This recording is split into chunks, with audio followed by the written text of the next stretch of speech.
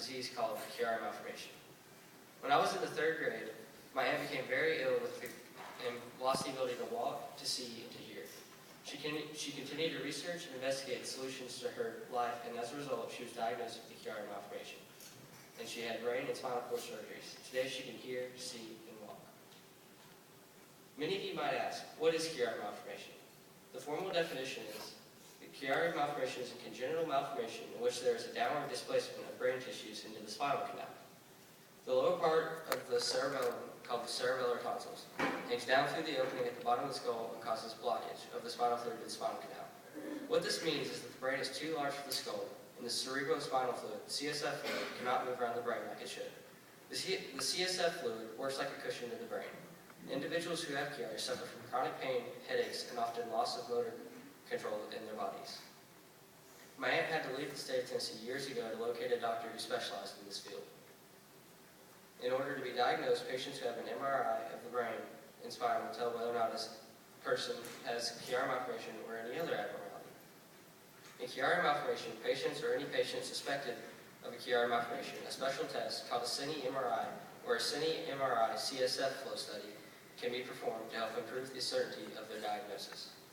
The 3 legs of the appropriate diagnosis and treatment of Chiari malformation are: first, the patient's history of the specific characteristic symptoms that brought them to the neurosurgeon. Second, the patient's examination that shows signs consistent with Chiari malformation.